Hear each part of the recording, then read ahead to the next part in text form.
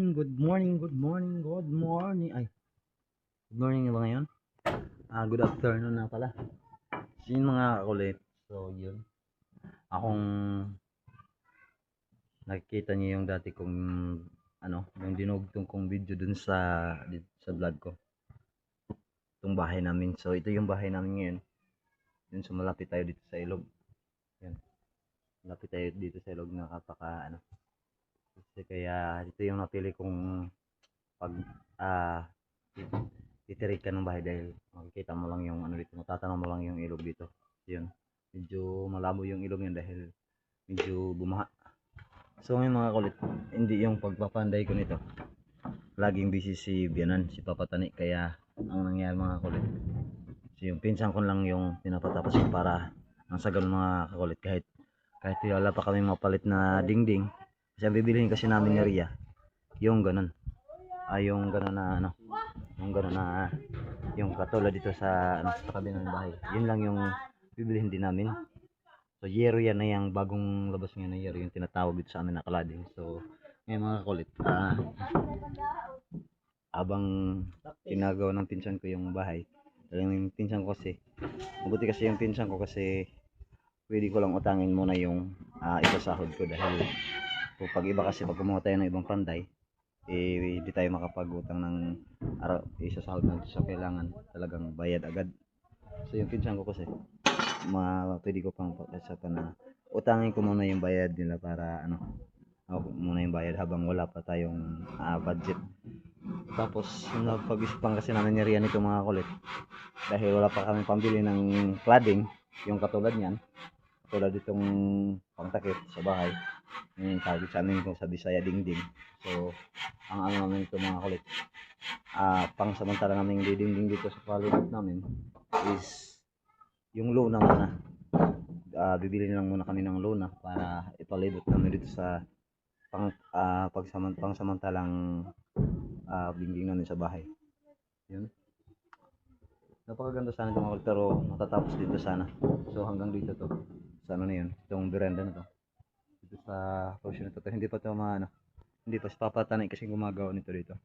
Tapos yung plano, yung kwarto namin dito is isa lang, yung dito lang yung kwarto namin, tapos dun yung kusina dun. So dudugtong pa tayo dun sa pero sa ngayon wala pang budget, kaya pagsamantala mo nang ikutan muna natin to ng so pinapagawa ko sa pinsan ko yung ganyan lang muna ng marko para namin natin yung takip na dingding tawag sa akin. So yun, abangan nyo po yung video natin mamaya kung ano maging resulta, dahil kasi hindi ko pa nakita yung video. Nakita ko itong magpanda ito pero totaling hindi pa talaga. So sana maganda dahil maganda kinalabasan. So abangan nyo po yung natin, abangan nyo po yung kinalabasan sa trabaho namin mamaya.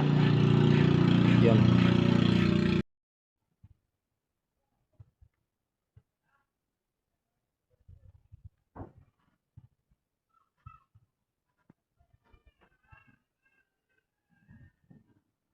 Sorry dahil may music tayo marinig, sana no copyright po. May kapitbahay po tayong nagmo-music.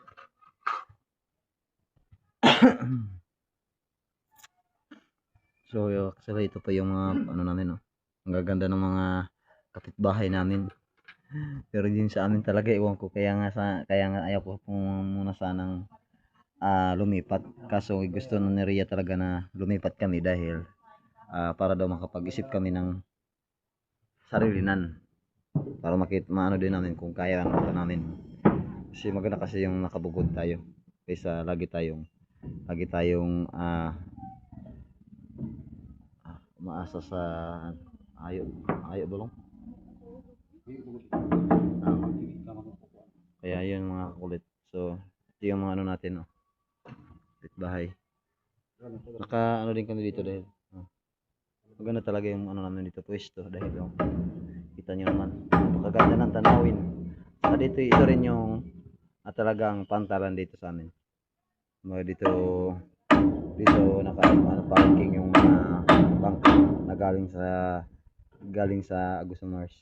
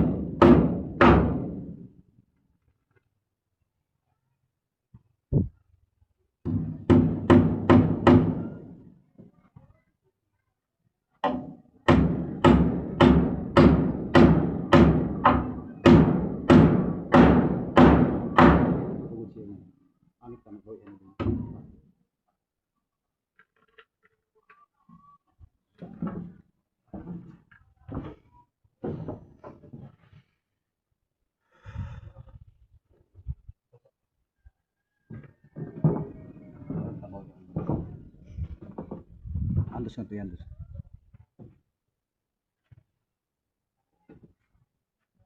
Yan. Mga anak, hug na tubol. Baik ke seri ya.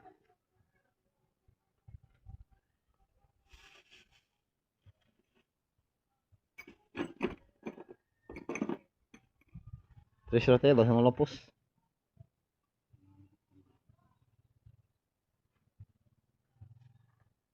Yung masih dit. Siditon.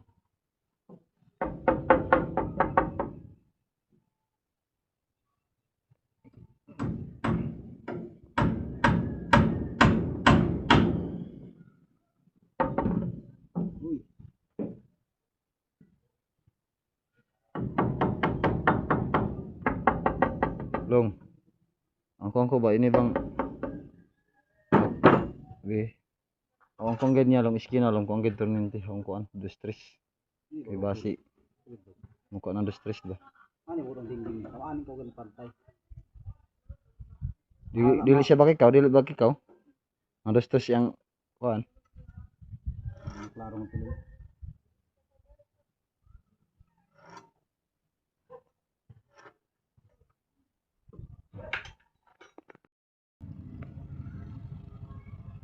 Dumaan na naman yung kalabasa. So yun, kaya bising-bising palagi sila papatani dahil yan yung nagkaabalahan nila yun. Yan. Dahil lahat ng kalabasa kasi dito na binibinta, si papatani yung kanilang dicer. Yun doon kay papatani dumadaan. So kaya walang tayot si papatani na magano dito sa bahay ko. Yun. So marami pa yan. Nauna na doon. Hindi ko lang na-videohan. To be continue mga kalit. So yun na yung ano natin. Ito na yung kaganapan sa aming bahay. So yun. Tapos na ang divisionan. So dito naman ito nag-umpisa.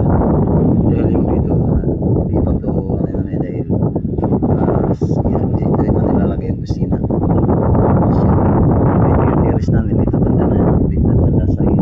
Natin ang ilog yung terrace.